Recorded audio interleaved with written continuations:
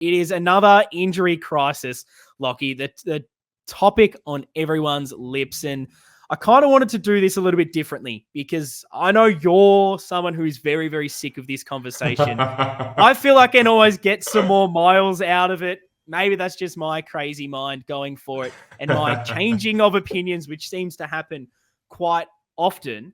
But look, the first thing I wanted to look at is trying to look at who actually is injury prone. This has been the discussion. Everyone's trying to put blame on someone to try to solve this.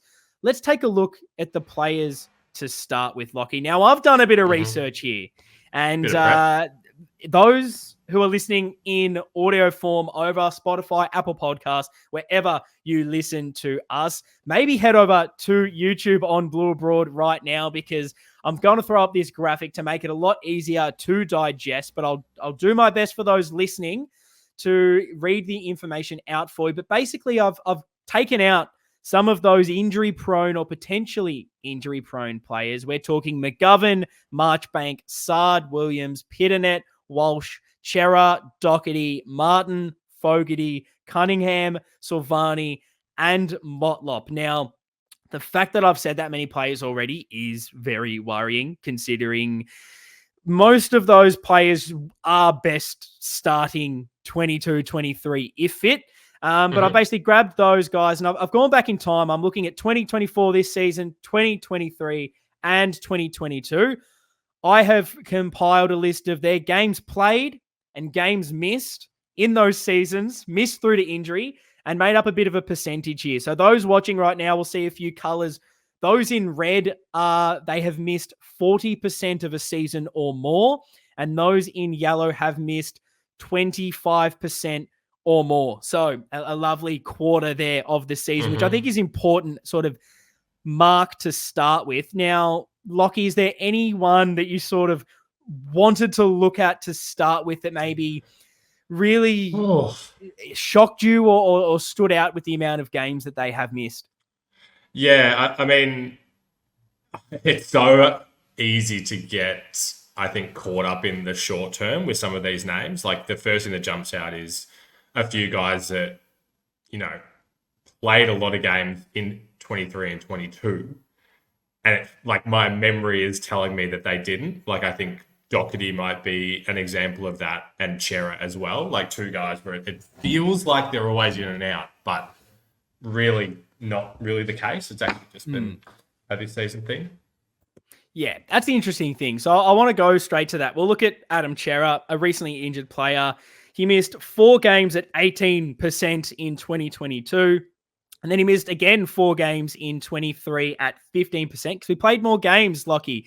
This season, he's missed 4 games at 40%. I think the more concern around Chera at this stage is the more frequency of the injuries and how that seems to be increasing. I believe it's his 4th hamstring injury since last season. I think it was like around 19 or something similar to that. That's more of the concern around him. But as far as an injury history, I'm not sure it's there at this stage. Doherty playing 23 games and 22 games in the last couple of seasons, does the ACL. I think we all know that.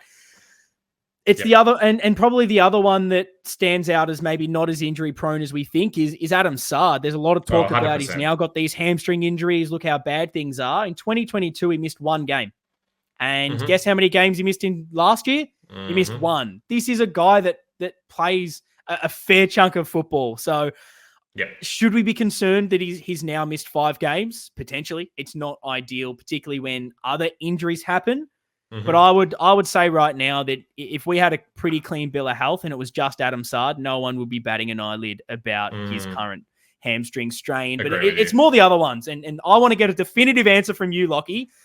Are these guys injury prone? So let's have a bit of a look at Mitch McGovern. Missed in 2022, 63%, then 15%, and now he's missed 30% of games. Is Gov injury prone? Yeah, I mean, obviously it's a subjective term, injury prone. I think he is. And it's not necessarily when he misses games. It just feels like with the eye test, how often does something happen to him during a game? It feels like almost a game, an every game occurrence to me. I think what do you think? I think he does have a hamstring issue because he kind of that's the injury that he keeps getting. It's the same injury every single time. Mm-hmm. I just don't necessarily maybe think, and who knows if the injuries blow out this season and he misses another 63% of games, then I'll say yes, he's still completely broken. But when he only misses 4 games last year and he's only missed 3 so far this year, if he doesn't miss another game, I think he might just be that player that he'll miss a couple every year. But the bad ones are obviously Caleb Marchbank missing 63%, 46%, and currently 70%.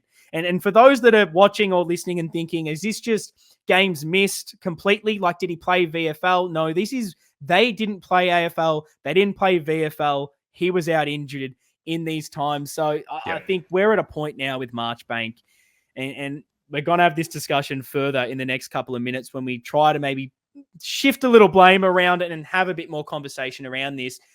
Marchbank is someone right now that I don't think is worth a gamble at the end of the season as far as relisting right now. And I know we often have the discussion of, well, is a fit Marchbank or Marchbank on the list better than a 18-year-old? Like, who are we actually bringing in? I am at the point where I just want someone new, and I want someone that isn't going to miss over 50% like every single year, because I just don't think you can have someone that's missed that much footy. And this is only 3 years, like 2.5 years right now. And I know he would have missed more if he went back further. I don't think he can hold on to those players. With Marchbank in particular, I agree with you. So let's move on to Zach Williams, interestingly, slightly. Missed 13 games at 59% in 2022. Obviously had the ACL last year. He's only missed 1 game this year. Where are you kind of seeing him right now? Again, maybe we have different definitions of how we talk about injury prone. But like, if I think about a player like Charlie, how often in the last since he came back from all his injuries, does he pull up sore or something happen in the game? Never. It feels like a game occurrence for Williams. I'm still high on Williams, but I do deem him as injury prone. I do as well. I would say that he's probably someone, unless he ends up missing, massive chunk of this year, I think he's just someone you kind of have to persist with. But it's frustrating that he is someone that we are getting those little niggles seemingly every couple of weeks. Pito, another recent injury list addition, unfortunately. Missed 54%, 27%, now 30% and counting. What do you do with Big Brad? Yeah, I don't know. I'm just going off my feel here and not really the stats. I don't tend to think of him as injury prone. Do you? I don't know. I don't know where I sit with him right now. I'm happy to fence. A finger is so rogue. Like that's such a rogue injury. He's had some of the back issues. He had an ankle issue in preseason. I just kind of think at the moment he's a big lad that he just needs to get some continuity first. I'm a wait and see on Pito. I want to see the rest of this year before I make a judgment call. Sam Walsh. Are you talking about waiting and seeing to determine if they're injury prone, or waiting and seeing to persist with them? Oh, I'm definitely persisting with Pito. Some of these are. I just wanted to make sure that was clear. Yeah, look, when I'm saying injury prone, I'm not saying, he's injury prone, so we're delisting at the end of the season or anything like that. It's more just trying to figure out the players and positions that we can almost definitively say that we can't trust their durability. And then if you want to, off the back of that, make a call on someone, you can. Pito, as far as the wait and see, is more on whether he is truly injury prone, because he's clearly had some battles, but I don't know. I'm not convinced that they're all stemming from the same issue, which is where I would deem someone more prone to injury. Walsh is the interesting one, really starting to increase year on year, 9%, 30%, now 40%. The back injuries, really the last 2 years. It's another wait and see. We need to see if he can really get over these kinds of things and play the rest of the year. But it is a concern when you also look at a guy like Chera, who's starting to grow in this. And I know the 2024 is a small sample size, so you're going to have guys that have missed the start of the year, obviously have those red numbers on screen. Can change, but there is growing concern because those two are our high movement, pacier midfielders that both seem to be, I guess, trajectory is pointing up as far as the injuries are concerned. Mm-hmm. Yep. No, I agree. Nothing for me to add to that. I think Doherty is what Doherty is. Yep. ACLs, it happens. Agreed. Once you have one, you're going to have more. Jack Martin, what do you do with big Jack Martin now? Because this is the is definition of what we're talking about here. Yeah, 36%, 42%, and now 90%. The bigger thing with Jack Martin right now is you can't trust him to get 2 weeks in a row. He's almost this, plays a week, is out for 2, comes back for 2, misses 4. It almost multiplies by the amount of games he does play. He's so integral when he is on field for us. We don't seem to have depth to replace him. Where are your feelings on Jack Martin and what you want to do with him as a player right now? Yeah, it's sad, isn't it? I mean, for me, I would have him quite a fair bit above Marchbank in terms of my desire to persist. He would be atop my list. He would be on low wages, which I'm not sure he'll stay if that is the case, as it looks like there's a lot of suitors right now, but we need durable players. And when I'm already got this many people that we're questioning right now, you might need to make some adjustments at the end of the season. Looking at Lockie Fogarty, doesn't seem to be as injury prone as maybe we think at all. Just wanted to throw him out there because he's missed a big chunk this season. It's a wrist injury. He's missed 31%, 19, and now 60. Seem to be all different injuries. I'll cross that one off. But David Cunningham, I mean, 100% with an ACL, 42% with every soft tissue under the sun and a back, and who knows what else this man's got. Now 60% this year, only playing the 3 games, missing 6. Is the time run out for a guy like this? Yeah, I mean, as you mentioned with Martin, there's so many nuances with the contracts and that kind of thing. So you can't give just a yes or no. But yeah, how shocked would you be if he plays 22 games next season? Like, incredibly shocked. That would be insane. Yeah, like, it just doesn't seem feasible. No, not that everyone has to, but you know. And my worry with a guy like him in Marchbank currently, and it's hard, I guess, due to the continuity that you are alluding to, but what I have kind of seen for them, I guess, this year is they aren't at the level that I saw them at last year. So are these injuries really taking a toll on their capabilities out there now and how they feel on field potentially? So that's a problem. Silvani and Motlop are the last two I sort of brought up there. They were both fine in 2022. Silvani missed 27% last year. He's missed 100% with the ACL. Where do you see him? Yeah, no, neither of these. I think about them in that category personally. Yeah, I agree with you because I think Motlop's another that starts to be rearing his head as far as an injury-prone player, but 4.5%, 7.7%. Yeah, he's missed 100% right now, and it's a concern on the re-injury of things. But he's missed 100% of games, 10 games so far. But I don't know if he doesn't miss one for the rest of the season. I think we aren't having that discussion, which is something that. So that's something I just wanted to take a look at, having a look at who actually is injury prone before we have a look at the depth chart, because it's what we love, Lockie. We want to see whereabouts these players actually are and what we can pick from right now, because this is the concern. The concern is we can't get our cattle out there. So I wanted to actually try to visualize what is going on right now. Lockie, we're bringing out the depth chart. Those that are watching, green is best 23, yellow is best 30. So basically, if you're in green or yellow, you're fighting for contention every single week. We see you as a key player. Everyone else is that little bit of depth.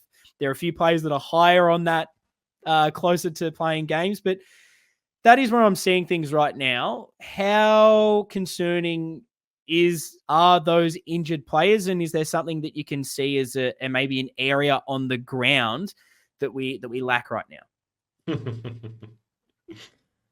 Anyone that isn't concerned by this, I'd love to hear the reasoning. I mean, obviously all the reds in the half forwards is something that stands out. Yes. That's the reason why Williams, or one of the reasons why Williams went forward this week. It's definitely And I guess it's been an area of concern over the past few years, and we've wanted to get continuity and growth from players in this position. Elijah Hollands has honestly probably been better so far in his first 9 or 10 games for Carlton than I even expected, which is awesome.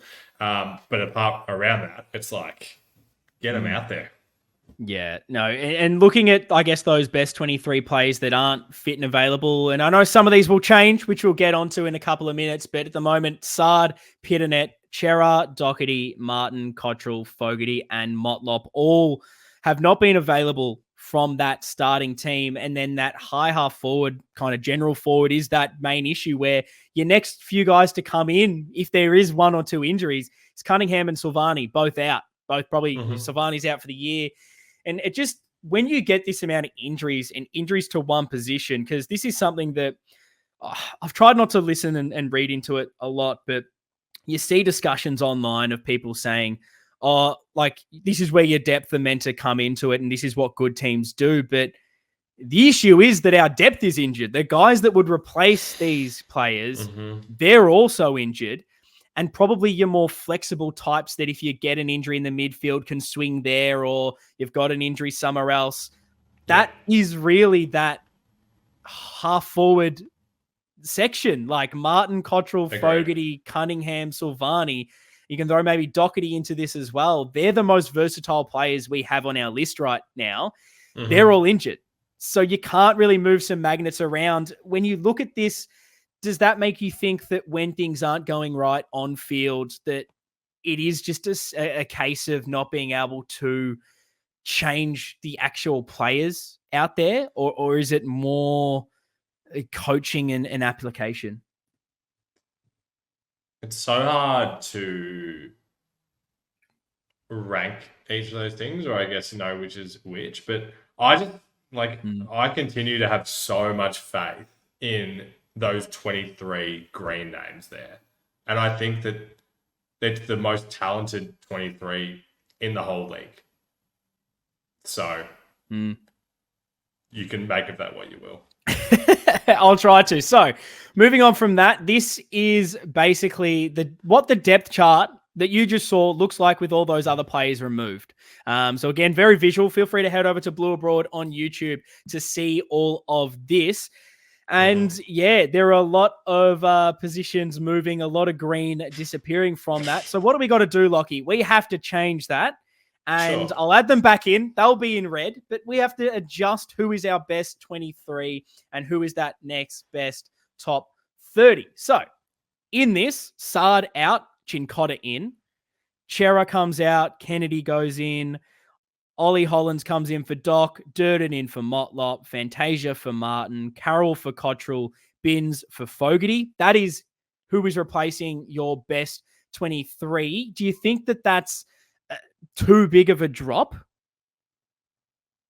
In what regard? As far as the talent to replace those, or do you think that that talent there is still enough? Enough to win this week, you mean? Or I'm talking about to win a premiership, to be top 4, to be a team that week in, week out over the next month competes. No, not with no. And then I guess to rattle out the top 30, you've then got Cunningham out, Ashton Moyer replaces him, Lemmy replaces Silvani. And then you got adding into that again, just because obviously there's some positions available in the top 30, Young, Wilson, and Murkov move into it. The only 2 players currently fit that don't make the top 30 are Dom Q and Rob Monahan. So that's insane, Lockie, right now. That when you're looking at the players that you're trying to select from week in, week out, if someone's out of form, okay, X player gets to replace them, put the pressure on. There's absolutely no one right now, and that is a massive, massive cause for concern. And it's really stifling us. Now, I know I'm very hot on the depth charts. You're seeing a lot of figures here, but let's move towards this week. And this is the final one. Don't you worry, because we should have some cattle back, Lockie. Does this make things better for you? In comes Sard, in comes Fogarty, in comes Motlop. Mm-hmm. How is that right now? Because those few players definitely make things look a little better, but where are your Yeah, still areas for concern? for sure. I mean, like I do think that we are going to win this week, and I think there are some big ins there. Mm. Forward line, where's the where's the third option? Mm. Like that's just always been a problem, and it felt like it was going to come with PDK and Pit Rucking and Martin back, and now it's like who's going to be making that option up forward apart from the big two? Yeah, it hurts. And the good thing is, throughout this, I think the defense has looked like the best area. There's not too many injuries there. The depth we have can cover things. Midfield's a bit of a worry in the sense of I don't think we had a lot of depth to begin with in this position. You take Mm-hmm. Chera out. Carroll and Kennedy just aren't those kinds of players to replace a guy like Chera. Maybe you Yeah. would have liked to throw a Doherty in there, who's maybe slightly more towards the Chera ilk. You've got guys like Cunningham, Cottrell, Martin, or do you throw a Hollins in there? But again, there's now no one to Mm-hmm. cover those positions. So it is that Yes. sort of front half attacking players that we're struggling with. And we've kind of been exposed to a bit of the depth in the small forwards. Durden and Fantasia have kind of shown that they're just not up to it, to the sense of they shouldn't be in our best 22 every single week. But unfortunately, we've had to play them because there's been Yeah. no one else. Are we going to get some of these players back? Maybe, maybe not. There's still enough high-end talent for me to win enough games of football, be competitive, push for top four. Mm-hmm. We just can't be getting any more injuries because trying to pick a big team out of this is getting hard every single week. It's true. It's true. I appreciate this. Yeah, so I guess off that, I want to Mm-hmm. have some big discussions. Now that we've looked at the injury-prone players, we've seen what effect that has on who is available, who we can select, and the positions. I've got to ask a big question, and this is trying to maybe put some blame somewhere, at least have a Mm-hmm. discussion around it rather than just piling it on one or two individuals. Do you think that we went in, having a look at that depth chart, we went into the season with too many injury prone players that we can't truly rely on? Well, I guess can I start by asking you a question? Of course. Did you think in November that the list was too injury prone? This is the thing. I think it was the first time we had seen a lot of those players finally fit. We had, Yep. obviously, Agree. we weren't worrying too much about Doherty at that stage. Martin was finally fit. Cunningham was up and about. Chera, there was Exactly. no issues. So, I mean, I wasn't really too concerned, I guess, because it looked like things were turning around. And the positive side of me was hoping that we had turned a corner with a few of these players. I would Agree. say that, and we discussed this at multiple stages, the only concerns were, are we slightly too thin in the midfield, particularly Mm-hmm. on those more versatile Chera Walsh players? And Mm-hmm. then what's that forward line look like if we don't have a Jack Martin fit? Do we have someone that actually Yes. replicates what he does? We brought in Ashton Moyer as that young draftee. He wasn't going to be someone that could come in straight away and just be Jack Martin. I was hopeful that he'd maybe get a bit more footy and be closer to playing than he is currently. But you can't be relying on an 18-year-old to be one of your better forwards. So I think there Yep. was still some concern, but I think that positive side would have just hoped that we were finally seeing the best out of these players. Yeah, I'm in complete agreement. That's why I'm trying to take my hindsight bias out of this. I remember like there's obvious examples like Kerno and Doherty where these guys missed so much footy and then strung so much footy together after Yeah. that. So then when I see a guy like Cunningham last year, what did he miss? Like 2.5 years, or was it that long? I can't even remember. A lot. Ages. He comes back and he plays pretty much every game for the rest of the season. So it's like I'm looking at him there and I'm like, how do I know what this guy is? So I remember being exactly like you, feeling pretty comfortable with things. Just a couple of specific positions where it's like, well, if Martin isn't right, and we already know that Silvani's out, what does that mean for us? Yeah, I think my opinion on it is, and it's so easy after it all happens in hindsight to change your opinion, but I'm going to say that you almost had to make the risk for one season because of what we saw in the back half last year. You had to say, okay, I'm not sure we can bring in anyone else right now that replaces a Cunningham, that replaces a Jack Martin, that replaces a Marchbank and gets a similar level of output fully fit. Agreed. Back it in for a year because we saw it work so well. And it hasn't panned out at the moment. That's an issue. But yeah, it's all about what we do from here on out. I'm not trying to look too much in the past. However, I will ask this question. Do you think that we made a bit of a wrong call in pre-season as far as the training loads? I know this has been brought up. I know we're not experts in this area. So and it's hard to discuss some of this because we don't have the information. We don't have the smarts to know if this was the right plan. But is that somewhere you're starting to think is where some of these soft tissue injuries broke down, going too hard closer to the season to try to make up for that early buy? Or was this, again, something that was worth giving it a go? Yeah, I can't talk to the specifics as you mentioned, but I like the fact that they tried to do something different. Yes, I agree. And I will say, before I really start talking a little bit more about personnel in the club, you back in the people that you employ. If they come up with an idea, if you're working with them on an idea and they think that this is the best way to do it, I like innovation. I like us trying something different, and I back in the people we pay to be experts to do it rather than saying, no, let's not listen to what they're saying. The results, however, will be what demonstrates success or failure.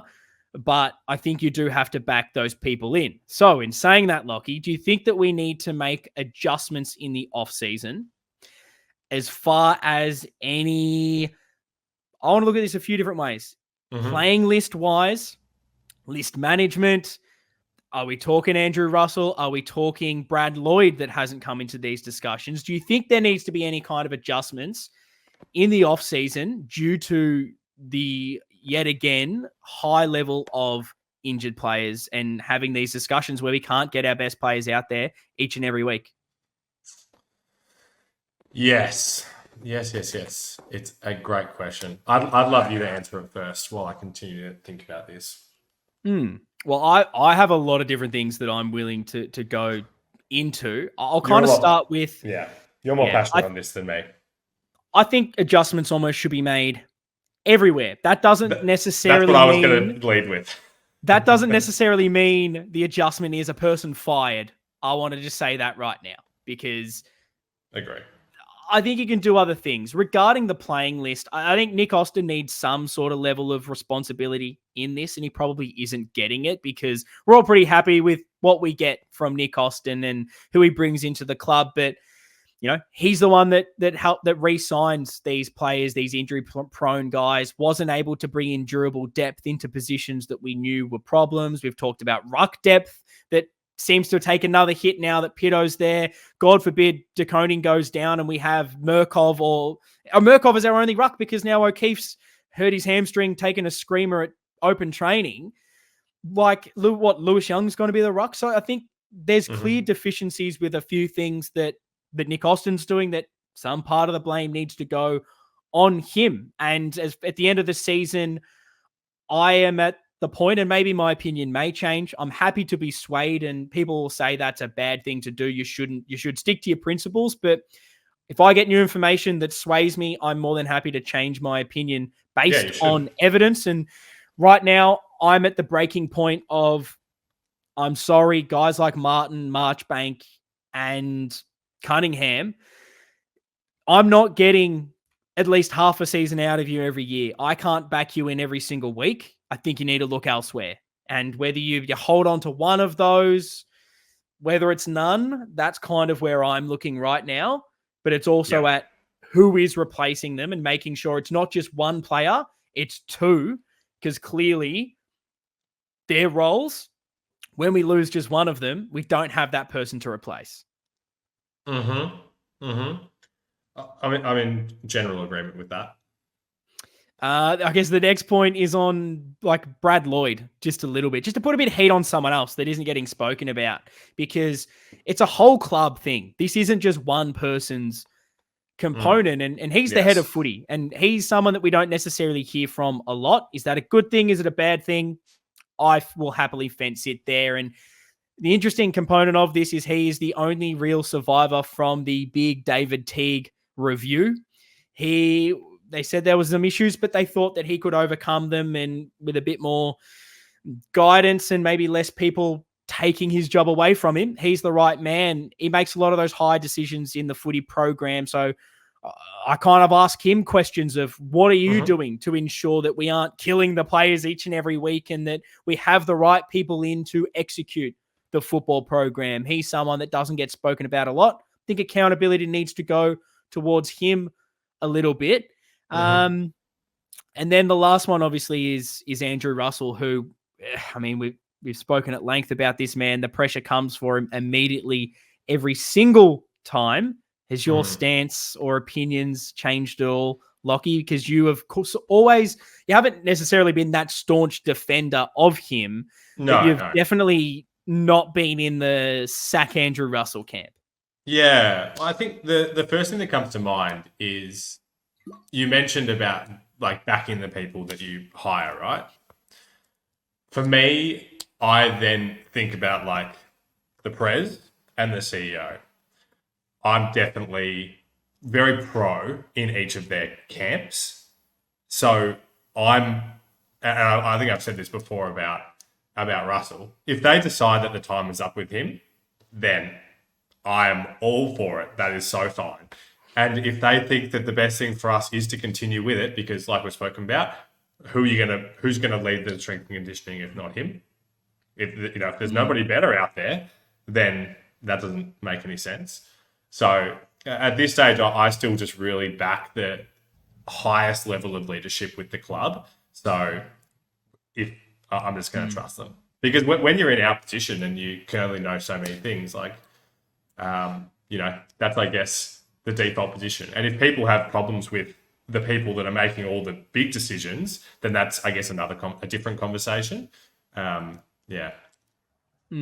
It's such a difficult thing to have in this discussion, because you're right. None of us are trained in this. None of us know enough about the topic itself, let alone what is even happening within the four walls and what is leading to these things. I've kind of been very fence sitting on Andrew Russell, defended a lot of times, and I still will go back to quite a lot saying broke stays broke. Can you overcome these soft tissue injuries? I don't think you can a lot of the time. I'm looking at a lot of the teams that I support in other sports, guys that continually do the same injury time after time. And I can't tell you how many of those have really been able to get better over time. It feels like it's a gradual, you just get worse and worse until eventually you're never playing and you're moved out to a different club. That is how a lot of these things happen. We've looked at the depth. We've looked at those that are injury prone. I think we can definitely see who those players are. Yep. The only, I guess, the couple of questions I have on Russell and the overall program and everyone involved, not to just highlight one person because he's leading it. It's not just him. There's multiple people there. Can you at least better manage training loads, everything around these players to ensure that these injuries are either less frequent or less severe? Now, obviously, their goal is this. Their goal is not trying to make players injured. They're doing what they best believe ensures that these guys aren't injured. They Yeah. want a best team out there. I agree with you. However, and I want to put this out there, I've at the breaking point with what I'm seeing, and this I want your opinion. I want everyone watching this and listening to these opinions as well. Yeah, let us know. Because I know, Lockie, you're probably going to go straight back at me with very reasonable, very reasonable and rational thoughts. But and I'm not sure a lot of my reasonings are in rationality, but I don't think I'm going to be swayed in this. So I'm interested to hear your thoughts. I love this. When it's been 6 years, and we might have injury-prone players. It might be the list. It might be other things. If I'm not seeing an improvement in managing injuries, and it seems as if it's only getting worse, and my gripe right now, and I'm happy to list them all, is not injuries that are happening in games. They're injuries that are happening in training and rehabbing injuries. I'll go through them because I've spent way too much time writing these down. We have this year, Jacob Wiedering, calf strain in preseason, missed the first 2 games of the year. Silvani, stiff ACL, don't worry about that one. Walsh, back in preseason, missed the first 4 games of this year. Jack Martin, he's a tough one because he's that outlier, but MCL sprain in preseason, but then does a hamstring strain while training / rehabbing his MCL injury, missed the first 8 games of the season, plays a game, bang, again in training, out. Always calf in preseason. Durden, hamstring in preseason. Motlop, toe injury, unlucky. It was in a practice game, but then does a hamstring strain in training, rehabbing his toe, then does another hamstring strain, rehabbing his hamstring strain, which I don't know how you'd injure yourself after injuring yourself after injuring yourself. That feels insane to me. He missed the first 10 games of the season. How are we managing this guy? I understand sometimes there's setbacks, but that's 10 games now. Cunningham, again, injury prone, so there's an asterisk on him, but calf strain in training, misses 5 games after playing 1 AFL game, half a VFL game, calf again. Chera, hamstring strain in training, withdrawn from the Adelaide game. He's missed 3 games in total, then comes back in, unable to get through 2 games, hamstring again. And then Cottrell, who's had a little bit of a history of some stress responses. He's got that navicular stress reaction in his left foot, will miss 4 games from now. Again, it felt like it was something that wasn't necessarily just in-game, was training. So I guess with all of that and seeing guys getting more injured while rehabbing, guys getting injured in training, us not getting the best out of them, the end of the season, I think we need to move on from Andrew Russell for the sense of surely the next guy can't do worse, because I'm not seeing any level of improvement. I'm seeing either stability in everyone seems to be getting injured. We're not getting more out of people. We're not being able to rehab better. No one is getting over these injuries. Yeah. I just think we're at that point where a new voice and try something else, because clearly what is there doesn't seem to be working, if that makes sense. I'm keen to get your thoughts on all of that. No, it definitely makes sense. I'm not going to go back hard at you at any of that, because it is like, as you said, the results speak for themselves. I guess the only comment I would make to your basically your last point, which is surely someone else wouldn't do worse. I have zero evidence to say that anybody would do better. I just can't justify any way that it would be improved. And I'm not going to contradict myself, because we said that we liked what they did in the preseason because it was something different. So if you're telling me that, if all I know is they're going to bring in a new strength and conditioning coach to say, whatever his title is, we're going to bring in a new Andrew Russell to do something different, great. I'm all for trying different things. That's fine. But I just don't know the specifics of, I wouldn't be shocked if it got worse, because, And that's the hard. it's tough. And on kind of one of the points you raised, like because I wanted to slightly clarify my stance. I'm happy to try something different, like we did in preseason, because I think you can't sit there and be like, sorry, Andrew Russell, we're employing you, but we don't trust that what you're doing is the correct thing. So you can't do it. No, he's your employee. You back him in. Yeah. Clearly it hasn't worked. Clearly it has made things worse due to a lot of soft tissue injuries that tend to happen due to the change and the drastic training loads. Maybe we put them through too much with the amount of little strains we were getting in that preseason.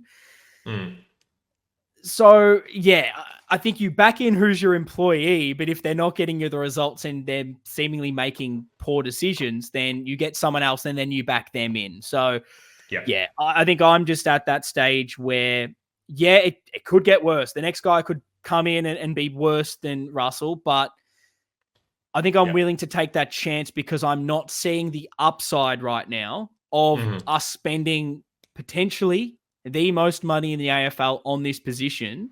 And I'm not sure what the reward is, not just injury wise, but are we covering the field better than other teams? Do we look stronger? Do we look faster?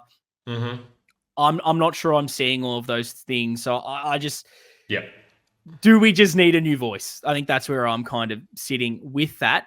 Last things I wanted to touch on this before we move on, because it's been a big thing, but it's been a big topic to talk about, is do you think that there's a level in this of players maybe putting it back on them? Are they not listening to their bodies and just trying to push through when they are injured? Is that causing it more than like it's to try and play devil's advocate and defend a guy like Russell? He can only do what he can if I'm there with Motlop pushing him through his rehab and he's being like, nah, I'm good. I'm feeling okay. Okay, let's do one more session because you're telling me you're fine. And then he pings his hamstring because it turns out he wasn't fine. Yeah. Do you think that that's something that could be happening as well? Yeah, I like that you raised that. I mean, one of the points you mentioned before that I considered arguing was, exactly the Motlop example. You said, I'm not sure how he can, do a hamstring and then in the rehab again and again. Like I've been fortunate to have a few number of injuries in my life, but all of them I have injured multiple times, and they just like, that's just what bodies are like. I'll be honest. I was having a bit of fun because it did sound funny when I was saying he's injured his hamstring and then he's injured his hamstring while rehabbing his injured hamstring. So I do understand how that happens. I'm the most injury prone. You think Jack Martin's injury prone? Look at my medical history. My God, I go for a run and I'll tear. You could have been anything. Absolutely not. I was dog shit. I'm one of those guys that was like, I could have been an absolute star in Div 12. I could have been a star down there. Unfortunately, my body wouldn't allow me to do that. But I remember those North Ringwood days, mate. You could have been anything. But it's just funny, but like I do agree with you on that point. I think that there is this level of sometimes in rehab you do push yourself. So I don't know. Does that need to take some blame? I appreciate the devil's advocate approach. I wanted to try to have a bit more level-headedness around this discussion, which is what we try to do on the podcast. And the last thing is simply past the injury. How well do you think that we actually manage the players? Because I'm looking at it this week to try and pivot towards a bit more of the preview that I know is the thumbnail, is the title of this episode. But there was a lot to get through before we got there. I hope you've enjoyed the chat. We've got a lot of guys that are a test for this week. So if they pass the fitness test, they seem to come straight in. That's a great point. Should we be going, you're fit, you've passed the test? Another week for you. Particularly when you're looking at guys like a Chera, a Sard, some of these guys that maybe have a little, like McGovern, I don't know, guys that have a bit more of a somewhat history in this space. Do you think that we're playing them too early for the sake of, hey, it's the first time they're fit, bring them in? And in the case of a guy like Big Brad Pitt, who had the finger surgery, we played him. Now he's hurt it even worse and he'll probably miss more time. Do you think we play guys when they aren't fit to start with? Yeah, no, I cannot give a rational opinion on that topic because when I see the injury report and I see test, the first thing I think is, Get him in. Straight in with you. Fogarty was 1 to 2 weeks, and now he's a test. Good enough for me. Should have played last week.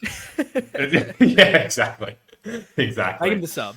So no, it's too hard. It's too hindsight biased on these things. Like we were talking just before the show that like, yeah, we both didn't think that Pitt was going to come up. Like I've broken a number of my fingers, and you know, there's no way that I'm doing any sport the next week off one of them. So yeah, but he gets through the game, and we say, brilliant.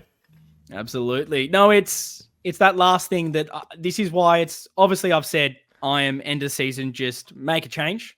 But this is where everyone needs to be held accountable, and we need to really look into every facet of this. And look, those at the club, they will be looking at every inch of this. You don't think Vossi, Sayers, and Cookie are fuming right now? Oh, they're pissed. Trying to figure out what the hell is going on. These are their jobs on the line as well. So it's going to be all encompassing. They're going to be saying, are we running guys back into the team too quickly?